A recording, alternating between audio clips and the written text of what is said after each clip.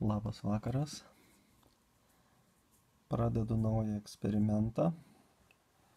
Šį kartą su TonyBet.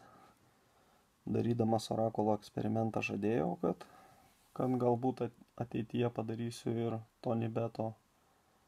Tai nutariau daug nedelsdamas daryti eksperimentą TonyBet ir parodyti, kas per bendrovį yra TonyBet. Tai orakulė, jeigu prisimenam, iki pirmo limito leido apie 2000 laimėti.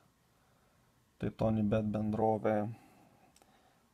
bendrovę aš lyginčiau į vieną gretą su tokiom bendrovėm kaip BetCity, kaip Unibet.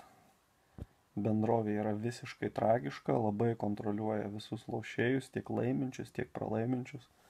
Labai retas dalykas yra, kad bendrovė domėtųsi pralaiminčiais žaidėjais. O jie būtent domisi net ir pralaiminčiais, kad iš jų ištrauktų dar daugiau negu jie pralaimė. Tai susiradau seną akauntą su dideliu minusu. Žiūrėsim, kaip seksis. Eigoj darysiu filmavimus, taip pat kaip ir su orakulu, gal tiek daug filmavimų nedarysiu. Neįsivaizduoju, tiesą sakant, kiek čia užtruks viskas, bet manau, kad labai trumpai. TonyBet, kaip minėjau, seka tiek punktuose labai savo klientus ir ypač seka statančius interneto IP. Per IP labai seka, tai kas pastoviai naudojatės TonyBetu, tai būtina keisti visada ir įrenginį, ir IP su nauju akauntu, nes jie, kaip minėjau, seka labai stipriai. Taip, tai aš jau pusę darbo esu padaręs. Į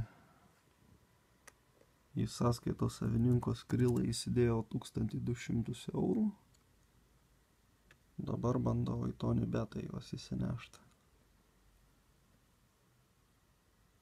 Taip.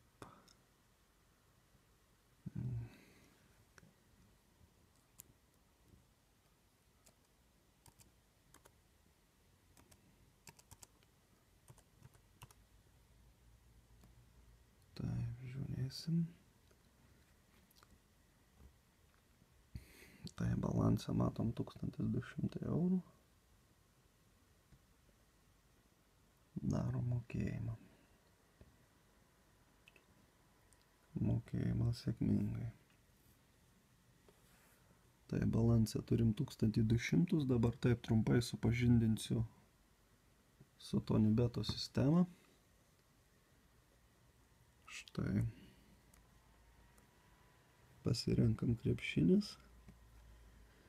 Jeigu dauguma lažybų bendrovų rodo maksimalius statymus, tiek jie galima pastatyti, skirtingam akauntui gali būti skirtingos sumos, tai TonyBet yra sistema tokia, kad jie konkrečiam įvykiui nustato maksimalią sumą ir jeigu pa žmogų akaunte nėra tos sumos, kur yra maksimali, tai jam rodo tiek, kiek yra pas jį akaunte.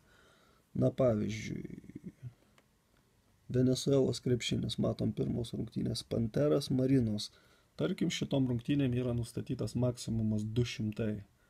Tai reiškia, jeigu žmogus sąskaitoj turi 120 eurų, tai jam nerodys, kad maksimumas 200, o rodys, kad maksimumas yra 120, nes pas jį tiek yra sąskaitoj. Tai kai kuriais atvejais galbūt nepavyks išsiaiškinti maksimumų, bet bandom pasižiūrėti. Taip, spaudžiam pirmą koeficientą. Minus 2,5 Venesuelos krepšinis, 117 maksimumas. Kai kuriuose kontorose skiriasi, pavyzdžiui, Bet365 skiriasi totalo ir foros maksimumas. Pažiūrim, kaip TonyBet'e. Nesiskiria 117. Taip, tai reiškia, pati mažiausia lyga krepšinio yra 117. Pasirinkim vidutinę krepšinio lygą. Lenkija. Turėtų būti didesnis maksimumas Lenkija. 117. Na, kažkokia tragedija su TonyBetu, 117 Lenkija.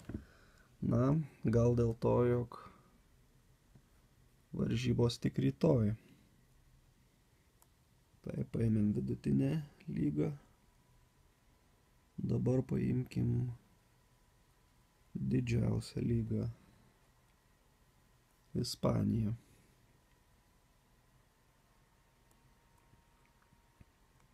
Ispaniją paimkim.